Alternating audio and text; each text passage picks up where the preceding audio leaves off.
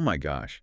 What happens when you put 6 highly validated, aggressively beautiful drag queens in a single room and, like, tell them to mathematically rank each other's flaws? Total, unadulterated psychological warfare. It's honestly a clinical study. Literally. Babes, welcome back. We love you, we see you, and babes, happy weekend. Right, and thank the reality TV gods for that. Yes. By the time you are hearing our voices in your earbuds, sitting in traffic or blasting this entirely too loud while you avoid doing your weekend chores, it should officially be the weekend. Cheers to surviving the absolute trenches of the work week. Cheers to the babes. And cheers to everyone choosing to spend part of their weekend right here with the Snark Squad. You could be anywhere doing anything, but you chose to be messy with us, and that shows impeccable taste. It really does. And babes, we're going to need everyone to go ahead and share this pod because the Snark side is for everyone. Absolutely. Pause what you are doing right now, grab that link, send it to your bestie. Send it to your most chaotic group chat. Yes. Send it to your drag-loving cousin who you only see at weddings. Send it to your reality TV-obsessed coworker who you spend half your shift gossiping with by the water cooler anyway. Exactly. Because the snark is meant to be shared. Gatekeeping pop culture is a toxic trait, whereas aggressive oversharing is, frankly, a community service. Do your part. Do your part for the ecosystem. And most importantly, before we even get into the weeds of this week's absolute television gold, I have to say it. Happy Pride to all the queens. Happy Pride. Honestly, my heart is just bursting this month. Every year, June rolls around and the energy fundamentally shifts. It does. It's a palpable shift. It is the month of community, of self-expression, of pure drag excellence. I get so emotional just seeing the parades, the outfits, the sheer joy of people just existing loudly and proudly. Right. It's like the whole world gets a little brighter, a little more fearless, and I am obsessed with it. I just spiral over how beautiful it is. It is objectively the superior month. I mean, it's the only time of year where unapologetic queer joy is essentially a mandated global event. Yes, exactly. But beyond the glitter and the parties, which, don't get me wrong, I am fully subscribing to. Oh, we love a party. Right. But I really love seeing how the community actually mobilizes. Have you seen the Reddit communities this month? Oh my God, yes. The drag subreddits are completely utilizing their massive platforms to raise awareness for queer charities globally. They aren't just posting memes. They pin this massive organized list of organizations to redirect traffic. It's so beautiful because it's not just corporate rainbow washing, where a bank slaps a flag on their logo for 30 days. Right, the performative stuff. Yeah, this is actual tangible support. Precisely. They highlighted local and global charities, things like the Trevor Project here in the U.S. for crisis intervention. Which is so important. And Rainbow Railroad, which physically helps queer people relocate from dangerous state-sponsored violence globally. Incredible work. They listed Free to Be Alliance in London doing peer counseling for youth and Love Yourself in the Philippines providing critical gender-affirming care. Even places like Apiterum in Thailand and Helam in Lebanon. It's the actual community stepping up, taking the massive pop culture momentum of this television show and weaponizing it for real survival and advocacy. That is exactly why Jean is elite. It's the perfect marriage of visibility and action. It makes me want to cry. It really does. That is what the community is all about, protecting each other, uplifting each other, and making sure everyone gets a seat at the table. Absolutely. And speaking of uplifting, we had to bring that exact pride energy into the real world this week. Oh, we certainly did. For the new listeners, if you don't know, we are both dentists at different clinics. And we fully decorated our respective dental offices for Pride this year. Decorated. Right. When I say decorated, I mean we completely transformed the space. Yeah. My patients were obsessed. I mean, the word decorated is a polite euphemism for what actually occurred at my clinic. What do you mean? It was a hostile, glitter-infused takeover by the rainbow flag. Stop. We had rainbow-themed displays in the waiting room. We had little pride flags at the reception desk. The staff reactions were so pure. Right. Very wholesome. It was. People were coming in for a literal root canal and leaving feeling like they just stepped off a parade float. The festive atmosphere honestly made doing dental impressions so much more fun. Well, I'm glad your office was so peaceful. It was a blast. Putting it all together just completely changed the morale of the office. What happened at yours? My clinic took a slightly different, deeply chaotic turn. Oh, no. This afternoon, our office manager decided we were going to host a game of Pride Bingo for the staff and the patients. Wait, that sounds so fun. It escalated into an environment I can only describe as the Hunger Games in Scrubs. Wait, I need to know everything. What were the bingo squares? Oh, they were hilarious and, frankly, entirely too shady for a sterile medical facility. Give me an example. We had the patient asks an inappropriately personal question about a hygienist's dating life. Oh my God, yes. Or someone complains about the waiting room music being too upbeat for 8 in the morning. People are so grumpy in the morning. We also had a staff member drops a dental mirror and tries to pretend it didn't happen. I am screaming. And my personal favorite, patient tries to have a full conversational monologue while the suction tube is fully engaged in their mouth. That last one happens every single day. That should just be the free space in the middle of the board. It essentially was. But the staff became weirdly competitive. I'm talking cutthroat, Lord of the Flies behavior. Over bingo. Over bingo. The hygienists were physically hiding the good bingo daubers in their locker rooms. Yeah. Patients were actively trying to join in the sabotage. They were pausing mid-cleaning to ask if someone had triggered the complaining about the music square yet, just so they could secure a win for their hygienist. That is absolute chaos. It was. And full disclosure, I may have taken winning the game entirely too seriously. I am not even remotely surprised. You treat everything like it's a reality TV finale. You probably had a spreadsheet. I look for patterns. I understand the mechanics of my environment. I knew exactly which dental assistant was statistically most likely to drop a mirror before lunch. You didn't. I positioned myself strategically. Was I hovering near the reception desk, chart in hand, waiting for an inappropriate patient question to be asked so I could cross off my final square? You absolutely were. Perhaps. But I won that $25 Starbucks gift card, and I have zero remorse. I am laughing so hard. Meanwhile, my clinic went in a completely different direction. Oh, I'm sure it was very kumbaya. We didn't have sabotage. We had an all-queens day. Every single dentist, hygienist, dental assistant, and front desk staff member showed up serving actual looks. Serving looks at the dentist. Okay. I'm talking full glam, incredible hair. The scrubs were perfectly tailored. The makeup was what we call unclockable, meaning it was so seamlessly blended and flawless that you couldn't find a single mistake. Oh, so nobody was actually doing any clinical work. Got it. You were just posing near the x-ray machines. We were working. We were just doing it with an overwhelming amount of confidence. The energy was so infectious. Right. The compliments flying around the office, it was a sisterhood. I insist on my life that our dental clinic was serving more high-fashion glamour than some of these reality TV reunions we've been forced to watch lately. Honestly, I'm starting to debate whether dentistry is secretly one of the most glamorous professions on Earth. Wait, really? Think about it. We are obsessed with aesthetics. We deal entirely in face cards, which is the structural beauty of someone's face. Oh my God, you're right. We work under intense, dramatic overhead lighting, and we are constantly critically judging people's oral hygiene. It's basically the judges panel. Stop it. You are so right. We are the RuPaul of teeth.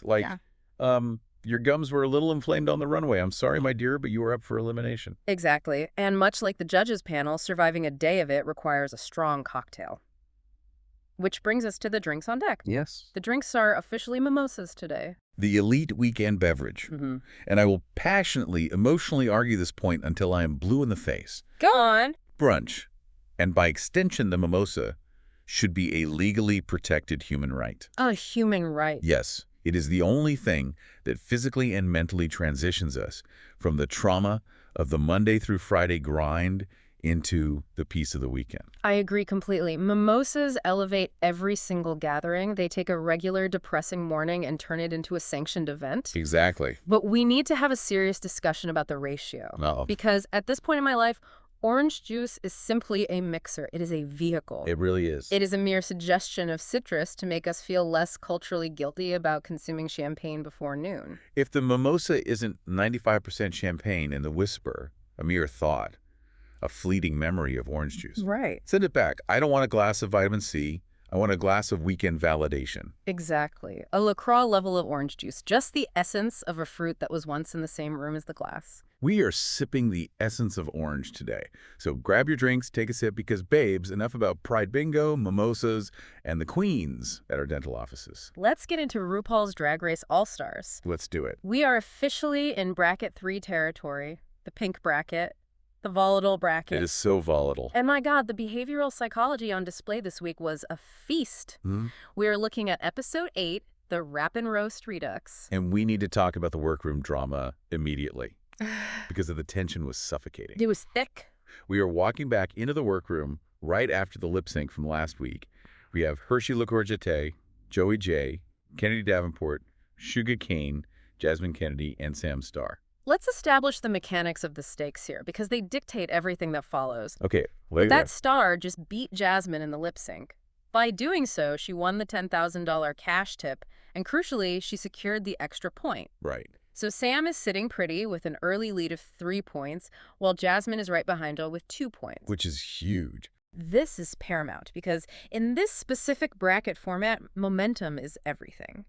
If you fall behind early, the math becomes nearly impossible to overcome without sweeping the final challenges. And I was emotionally devastated watching Jasmine walk into that workroom. Oh, she was spiraling. She was radiating, and the other queens literally called it out to her face. She was radiating sore loser energy. Completely. She was practically canvassing the room, going from queen to queen, looking them in the eye, and asking everyone to validate that she actually won that lip sync. It was desperate. She was looking for signatures on a petition to overturn the judge's decision. It was pure strategic insecurity. I was sitting on my couch analyzing the cognitive dissonance in real time. It was a glitch in the matrix. Exactly. Jasmine relies heavily on her face card, her undeniable, striking physical beauty. Throughout her career, that beauty has insulated her from a lot of criticism. So when she is standing on that main stage, executing what she believes is a flawless performance, and the judges tell her no, it causes a literal glitch in her mental matrix. She couldn't process the rejection. So what did she do? She projects. She tries to control the narrative in the room. She explicitly said out loud, make no confusions about it, I did beat her. I cringed so hard. She's trying to establish psychological dominance over Sam, even though she lost the physical challenge. It's messy, it's transparent, but from a reality TV standpoint, it's incredible. But then I got so deeply empathetic for Sam Starr. Why? We see them the next morning, and Sam is genuinely visibly hurt. She is sitting there at the makeup mirror saying how she opened up to them and untucked, how intimidated she was to be competing against these absolute legends that she looked up to. Right. And when she finally gets a win and is so proud of herself, her idols are sitting there undermining her victory, telling her she didn't really win. That breaks my heart. Oh, please. Imagine achieving your dream at work and your heroes tell you it was a clerical error. I understand your empathy, but let's unpack the reality of the situation. Because Sam is young, and she explicitly admitted she wanted these older girls to nurture her and take her under their wing. Yes, she wanted mentorship. But this is an all-stars competition. This is a zero-sum game for hundreds of thousands of dollars. You do not walk into a lion's den and ask the lions for a hug. I actually have to commend Kennedy Davenport here. Kennedy saw Sam spiraling, stepped right in, cut through the emotional noise, and gave her the tough love she needed. Kennedy was literally like, are you mad you won the money? Stay broke then? I was howling. Because Kennedy understands the assignment. She told Sam, you are the target now. Live up to that target. It was so iconic. It highlights a massive generational divide and drag. The newer queens want emotional processing, group therapy, and validation. And the older queens. The veteran queens like Kennedy come from an era where if you won, you grabbed your cash, you guarded your wigs, and you dared someone to challenge you. She was basically telling Sam, stop crying about these girls being haters from the back of the stage. You won the 10 grand. Fortify your mind and stay focused. That is such a good point about the generational divide. The older queens had to fight for survival.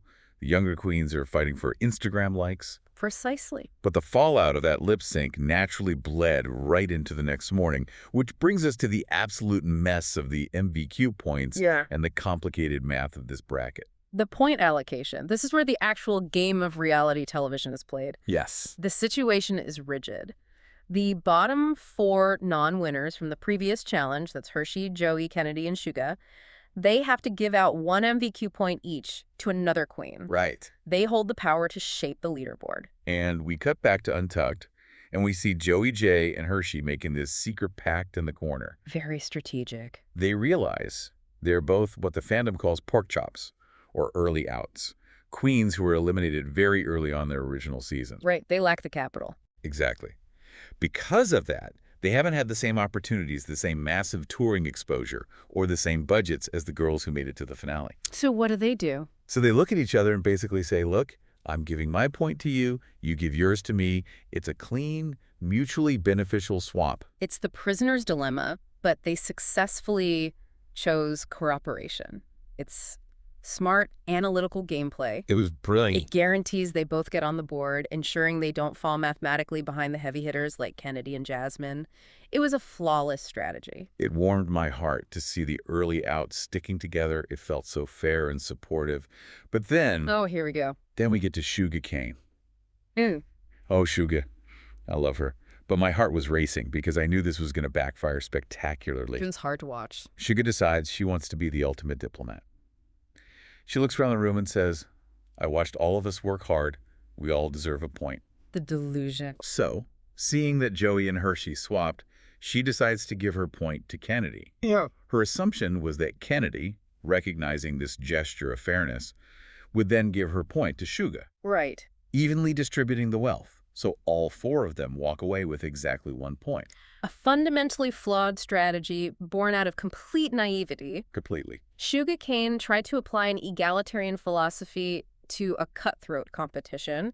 It's like trying to split a single life vest between 4 drowning people because you want things to be fair. That is such a dark analogy, but so accurate. It ensures you all sink. You do not hand your only leverage, your only power to Kennedy Davenport, a titan of the industry on her 4th season of this franchise, and expect her to play nice and follow your unwritten, unspoken rules of fairness. She practically handed Kennedy the steering wheel and then got mad when Kennedy drove the car off a cliff. Literally.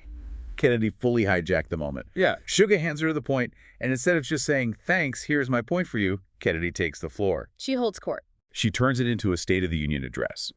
She starts advocating for Jasmine because of her capabilities, and then she pivots and advocates for Hershii because Hershii was in her own head. Right. Shuga is sitting there looking completely gooped, frustrated, practically rolling her eyes because Kennedy is holding her point hostage. Kennedy was putting on an absolute masterclass in manufacturing screen time. It was art. She recognized that holding the final point gave her the power to control the narrative of the entire segment. She milked that allocation for all it was worth, making everyone sweat. Oh, we were all sweating.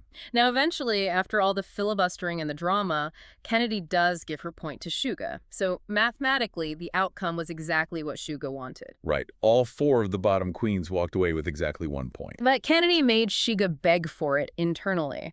It proved that Shuga is playing a game of fairness while everyone else is playing a game of dominance. The tension in that room was so thick you could cut it with a dental pick. A nice tie-in. The girls were stressed. But RuPaul always knows when the pressure cooker is about to explode, which perfectly set the stage for RuPaul to walk in and introduce the mini-challenge. Pass the tea. This is historically my favorite kind of mini-challenge. Mine too. It requires no physical exertion, no hot glue guns, no acting chops, just pure, unadulterated shade. It is a game of voting on shady superlatives by majority rule. I was cackling. Because it forces the queens to reveal exactly what they think of each other. Let's go through the results. Please. First, Joey J was voted most likely to invite a sister into a 3-way.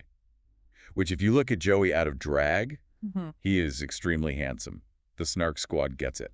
Oh, absolutely. The pulse of the gay community is firmly grasped by Joey J. It's a fun, flirtatious read. So fun. But then we get to Shuga Cain, and this is where the reading got clinical and devastating. Oh, the poor Shuga. Shuga was voted most likely to give the shirt off her back, which is a lovely compliment about her character, but then she gets hit with most likely to use face filter apps. That sting. And the absolute gut punch, most blessed and least booked. I gasped. Yeah. Because least booked is the most devastating read you could possibly give a drag queen. Explain the economics of it. For anyone who doesn't know how the drag economy works, your television exposure is supposed to translate directly into booking fees at clubs and theaters. Right. If you are blessed with a spot on All Stars, but you are still the least booked queen, It's bad. it means the promoters in the audience simply do not want to buy tickets to see you. It hurts the ego, but more importantly, it hurts the wallet.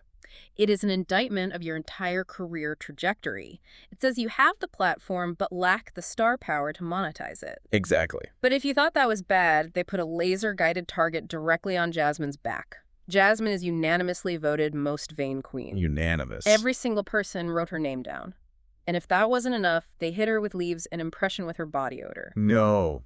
I was covering my eyes. It was brutal. You can call a drag queen ugly, you can call her untalented, you can call her clothes cheap, but calling her musty, It's clinical. calling her unhygienic, that is a permanent stain on the record. In a community so focused on glamour and illusion, telling someone they smell bad in the workroom is the nuclear option. And then they also tied Jasmine and Sam for not reading books, which, based on the vocabulary we've seen so far, checks out. The shade. Kennedy can wear anything, and Hershii and Kennedy tie for doing the most with the least in performances. Which is kind of a compliment. What's fascinating to me from a purely sociological standpoint is how this mini-challenge actually played out for the winners. Right. Sam and Suga tied for the most points and split the $2,500 cash tip. Which I was really surprised by. I thought the big personalities would dominate. That's exactly why they lost. Yeah. Jasmine, Kennedy, and Joey are huge, loud personalities taking up all the oxygen in the room. Oh, I see. They naturally draw attention and ire. Yeah. But in a game of majority voting, flying under the radar and being the nice or quiet one actually pays off. Yeah. It's the sociology of the middle ground. Sam and Suga collected those points precisely because they weren't the primary targets of the heavy shade. They were innocuous enough to rack up the secondary votes. That makes total sense. Sure. Being the loudest in the room makes you the biggest target. Exactly. But they couldn't hide in the middle for long because the main challenge was designed to drag everyone into the spotlight. Yeah. The Rappin Roast Redux. The sequel to a notoriously difficult challenge from a past season. And we have an incredible guest judge this week, Brian Tyree Henry from the show Atlanta. Immaculate vibes. He brings such a grounded, appreciative energy to the panel. The assignment is deceptively simple, but structurally deadly. Write and perform a comedic rap roasting your sisters in the bracket. And they got to pick their own running order, which is huge. Joey J confidently volunteers to go first. Jasmine takes the second spot. Then Kennedy, Hershii, Suga, and Sam takes the final spot. A terrible decision for Sam. Let's break these performances down because I have strong feelings. Let's start with Joey J. Joey went completely out of her established, sweet, approachable comfort zone. She is a self-proclaimed filler queen, someone cast just to make up the numbers, but she used that self-awareness brilliantly. She really did. And from a comedy theory perspective, going first is a massive structural advantage if you can pull it off. It's called the anchoring effect. Oh, tell me more. You set the baseline for what the audience expects. Her timing was impeccable. She dropped that line on Jasmine, fish, angler, and the room erupted. For those who don't know, fishy is an old drag term for looking extremely feminine. And an anglerfish is, well, a terrifying, ugly deep-sea monster with a light on its head. Exactly. It was a perfectly constructed two-word red that completely subverted the expectation. I love seeing her just step into that shady persona. She evolved. But then Jasmine goes right after her, and babes, Jasmine flipped the script immediately. She did. Joey had previously made a joke about being a gay-ass bitch, and Jasmine turns it around in her rap, stares Joey down, and calls her a bitch-ass gay. The delivery was so punchy, so aggressive. It wasn't just a rhyme, it was a rebuttal. I lived for it. It was effective. Then we have Kennedy Davenport. Now, this was a masterclass in seasoned performance. Did she stumble on a few words? Maybe. Definitely. Was her verse the most lyrically complex or intricate? No. But she rhymes Suga with booger. Groundbreaking literature. It is the most elementary school rhyme imaginable, but she delivered it with the absolute confidence of a woman who owns the entire building and holds the deed. Her stage presence is undeniable. She commands you to laugh. Stage presence can absolutely carry weak material, but for me, the absolute standout of the raps, the one who married material with execution, was Hershii LiqCour-Jeté. Oh my God, yes. My jaw dropped. She did not waste time introducing herself. She didn't do that amateur, my name is Hershii and I'm here to say nonsense that drag queens always fall back on when they can't write a rap. So true. That is such a crutch. She went straight for the target. The cadence, the breath control, the flow, it was incredibly clean. She sounded like a legitimate recording artist who happened to be doing a roast. She was so highly effective. Her pacing was perfect. It really was. But babes, we have to talk about the flops. Because as good as Hershii was, half of this cast completely flatlined. Analytically, this challenge revealed a massive, glaring lack of creativity from half the cast. The sheer repetitiveness of the reads was structurally exhausting. I was spiraling. It felt like I was trapped in a time loop listening to the exact same verse over and over again. It was very Groundhog Day. Every single person read Sam for borrowing Trinity the Tuck's clothes. Every person read Joey for being filler. Every person read Kennedy for being on her 4th season. Right. It was like they all shared a single Google Doc in the workroom before they went on stage. It's lazy writing. When you're given a roast challenge, you have to dig deeper than the most obvious surface-level wiki trivia about a queen. We call those irrigation reads. Irrigation reads. Surface level, spread wide, but no depth. You need a targeted strike.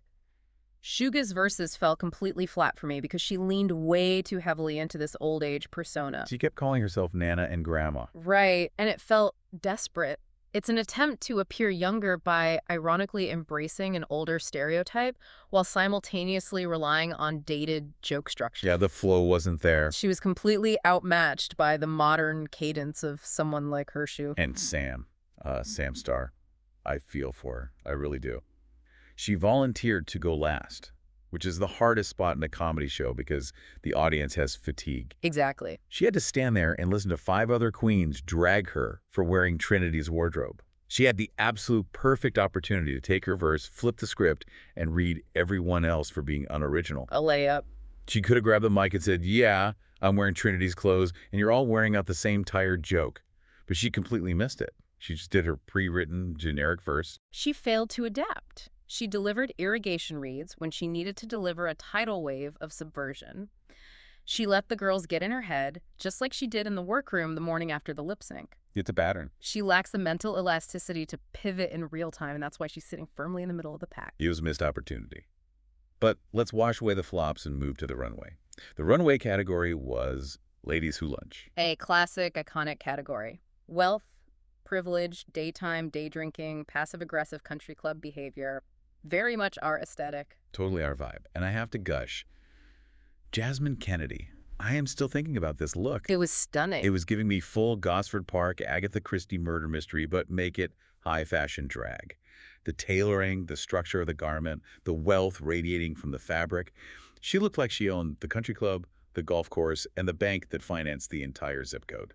It was undeniably beautiful and perfectly executed, but we need to analyze the outfit that caused a complete, unmitigated meltdown on the internet. Joey J. Oh, the beige suit. Joey came out in this beige and blue oversized suit situation. I understand the concept, a sort of relaxed, wealthy Diane Keaton oversized silhouette. Right. But the fit was swallowing her whole. The proportions were entirely wrong, and the color palette was muddy. It looked like a hotel curtain from 1994. Are you kidding me? I liked it. I thought she looked chic. Yes.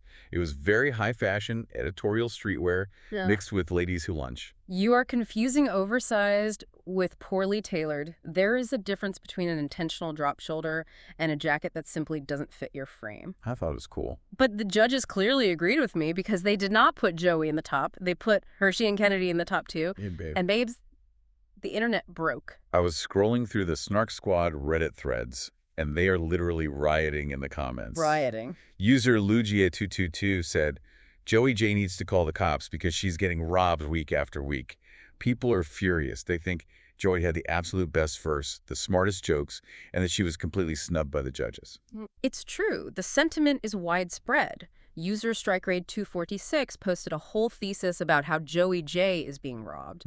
Everyone is saying she is being martyred for reality TV narrative purposes. Interesting. So let me ask you, as someone who defends the beige suit, did Joey's runway look actually cost her the win?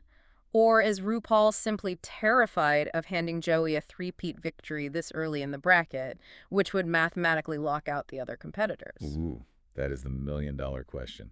I think production is pulling the strings. You think? A three-peat for Joey would completely deflate the tension of bracket 3.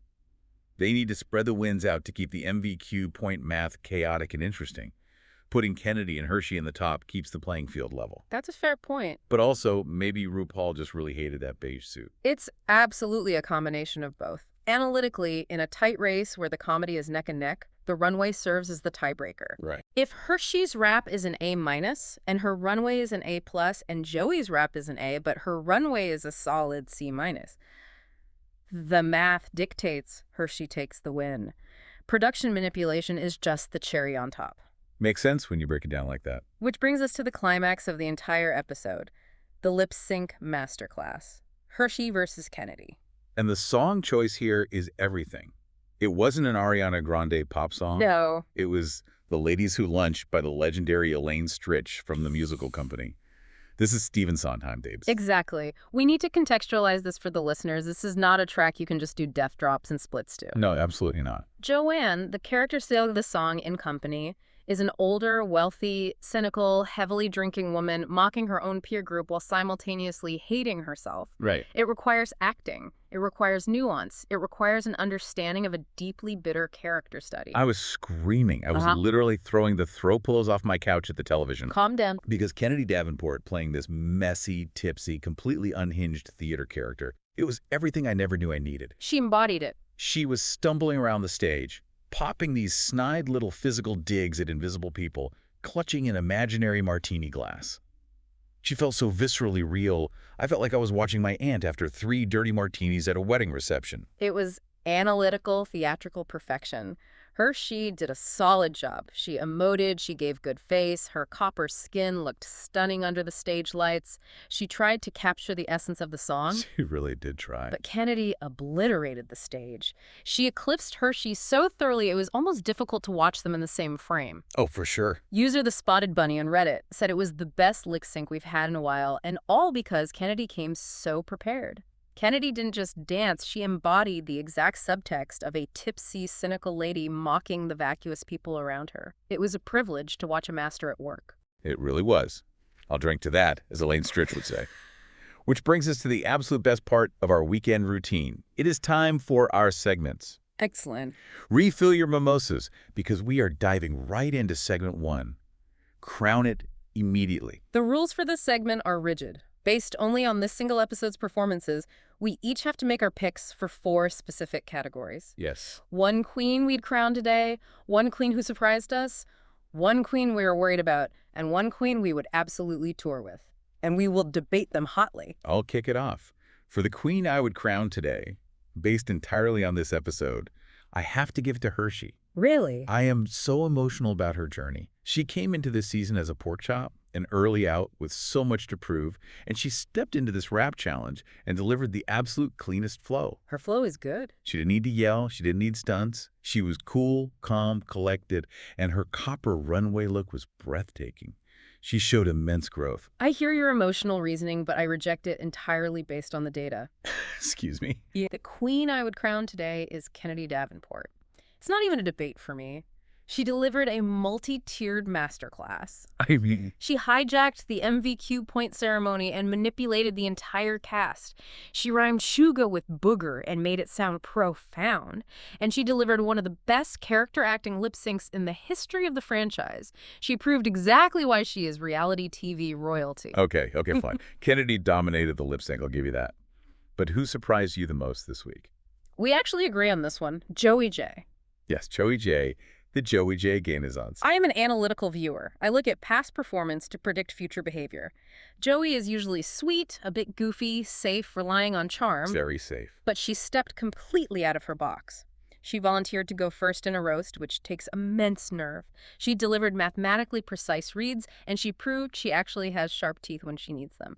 I was highly impressed by her strategic pivot. She surprised me so much. I was just so proud of her. But babes, there are queens I am deeply worried about. For my worried about pick, I am picking Sam Starr. I love her, but she is letting these other girls completely dismantle her mental state. She won the lip sync last week, and she spent this entire episode crying about it. It was exhausting. And then she flopped the rap by not flipping the Trinity's clothes red. She is sinking fast. Your concern for Sam is valid. She lacks resilience. But my worried about pick is far more dire. Sugarcane. She is completely outmatched in this bracket. She relies heavily on an older, out-of-touch persona that isn't landing. Her verses fell flat. Her runway was safe at best, and the other girls explicitly voted her most blessed but least booked, which tells us they don't view her as a threat. That read was so loud. The writing is on the wall, and the ink is completely dry. She is fading into the background. Ouch. That is brutal, but probably true. Okay, let's end this segment on a high note. Who is the one queen from this episode you would absolutely go on tour with? Pack a bag, get on the cramped tour bus, and travel the country. Who is it? For me, it is absolutely Jasmine Kennedy. Explain your logic to me, because traveling with her sounds fundamentally exhausting. That is exactly why I want to do it. She is pure aesthetic, and she is a walking, talking backstage drama factory. Imagine the bus rides. I am imagining a headache. She would be constantly demanding we validate her outfits, fighting with the club promoters over lighting, turning every minor inconvenience at a gas station into a reality TV confessional. That sounds like a nightmare. I wouldn't even have to watch television anymore. I would be living inside of it. Plus, the makeup tips I would get would be incredible. I suppose the sheer entertainment value would be high, even if my blood pressure medication had to be doubled. Okay, let's move on to segment 2. The library is open. Ooh. The library is open, babes. The rules for this segment, we read playful, fictional, lighthearted reads inspired by this specific episode. You naturally will be overly emotional and dramatic in your delivery. I will be brutally analytical and clinical. I am ready. Let me put on my metaphorical reading glasses. Sam Starr, look at me. I love you. I feel for you. Get to the read. My heart genuinely breaks for you when you are sad in the workroom. But if I see one more piece of Trinity the Tux wardrobe on your body, I am personally calling the fashion police to report a stolen identity. Be yourself. We want Sam, not Trinity's storage unit. Very impassioned. My turn. Jasmine Kennedy. You spent the entire first act of this episode walking around the workroom begging everyone to validate your lip sync win. Oh boy. The only thing we successfully validated today is that the body odor read from the mini challenge was probably highly accurate, because your rap performance stunk up the entire main stage. I am physically gasping. No, that is so mean. You went straight for the jugular. It's analytical. I'm simply synthesizing the data presented to us in the episode and returning it as a punchline. Let me do another one. I'm scared. Sugarcane. You tried to play the fair diplomatic peacekeeper with your MVQ point. Unfortunately, the only thing you successfully kept the peace on was the audience's heart rate during your rap verse, because it completely flatlined. You were brutal today. I can't take it. Okay, let me do one more to balance the karma. Joey J. Let's hear it. Joey, my sweet, sweet Joey. The Reddit Snark squad is screaming that you were robbed this week. And honestly, looking at that oversized beige and blue runway outfit, the only thing you were robbed of was a full-length mirror before you walked out onto the main stage. I say that with love. A decent read, immediately undermined by an apology. Classic behavior. Let's pivot to something more celebratory. Segment 3. The Pride Parade Draft. Yes. Oh my gosh. My absolute favorite segment. The rules are simple. We are building a dream Pride Parade float using only the queens from the Bracket 3 cast. We have to assign specific roles, and we must defend every selection with logic. I will start by assigning the DJ of our float. The DJ is undeniably Joey J. Oh, absolutely. Without question. Analytically speaking, she has the pulse of the nightlife community. She knows the exact BPM required to keep a crowd moving in 90-degree heat. And she's fun. Furthermore, she was voted most likely to invite a sister to a three-way, which means she understands club culture and social lubrication on a fundamental molecular level. She will keep the bops playing. Flawless logic. For the host and mic controller of the float, the person shouting at the crowd, I am absolutely picking Kennedy Davenport. Very fitting. No one, and I mean no one, can command a crowd or give a rambling, passionate, mildly confusing but deeply inspiring speech quite like Kennedy. Give her a megaphone and let her preach to the parade route. She hijacked the MVQ point ceremony. She can easily hijack a pride parade. I fully support this delegation of power. Now, for our dancer. The person on the very edge of the float, giving the children life and defying gravity, it has to be Jasmine. 100%. She will flip, she will gip, she will probably hang completely upside down off the side of the float while it is moving at 5 miles per hour. Exactly. Her vanity requires an audience, and a parade route provides hundreds of thousands of them. It's a symbiotic relationship. Exactly. But with all these massive, volatile personalities on one moving vehicle, we need a chaos coordinator. Ooh, who is it? Someone to keep the peace, manage the schedule, and make sure no one pushes anyone else off the back. That role goes to Hershii LiqCour-Jeté. She successfully kept the peace between the early outs, she orchestrated the logical pact with Joey, and she maintains a calm, collected demeanor under pressure. She is the den mother of the float. Okay, which leaves the final and arguably most important role, the person most likely to lose a shoe mid-parade. That is statistically, undeniably Sam Starr. Poor Sam. Why is it always Sam? Because she's young, she lacks situational awareness, she gets easily distracted in her own head, and she'll probably be crying about someone on the sidewalk not waving back at her. It's true. And honestly, she'll lose a shoe, and it won't even be her own shoe. It'll be Trinity the Tuck's custom shoe, and she'll have to pay her back for it. I'm screaming. You are terrible. But you're right. Trinity's custom pump is going straight down a storm drain on Fifth Avenue, and Sam is going to have to do an entire apology tour. It's just the statistical probability of her current trajectory. All right, let's wrap this up with our final segment. Segment 4, main character energy rankings. This is where we rank the queens into specific hierarchical tiers based purely on the narrative of this episode. And we are going to spiral and debate this. The bottom tier is the supporting character. That designation goes to Sugarcane? It's not necessarily an insult, it's just an observation of screen time. Right. She was nice, she tried to be fair and equitable with her MVQ point, but she completely faded into the background. She was the pleasant wallpaper of this episode. I have to agree. Next tier up is the scene stealer. And I'm giving this to Hershii. Why? She came completely out of nowhere. She snatched that top 2 placement when nobody, not even the Reddit Snark squad, saw it coming. Her rap was flawless, her runway was stunning. She stole the episode right out from under the established frontrunners. A valid assessment. The next tier up is reality TV royalty, and obviously this belongs to Kennedy Davenport. Unquestionable. The unprompted filibuster speeches in the workroom, the rhyming of booger, the unhinged, meticulously acted Elaine Stritch lip sync. She knows she is on her 4th season of this franchise, and she knows exactly how to manufacture a television moment out of thin air. It is a genuine art form. She is the blueprint for reality television. Okay, the second highest tier, the actual main character of the episode, the person the plot revolves around. Babes, I am giving this to Sam Starr. Let's debate this. Why Sam? She didn't win, she didn't place high, she just complained. Think about the narrative structure. The entire emotional core of the episode revolved around her. I'm listening. The workroom drama opening the show was entirely about her hurt feelings over winning the lip sync. The mini challenge reads were targeting her lack of reading books. Okay, true. The main rap challenge was literally 5 different queens just reading her back-to-back for wearing Trinity's wardrobe. She was the focal point of everyone's attention, whether she wanted to be or not. The plot happened to her. That is a surprisingly astute analytical point. She was the sun around which the shady planets orbited. Everyone else was reacting to her presence.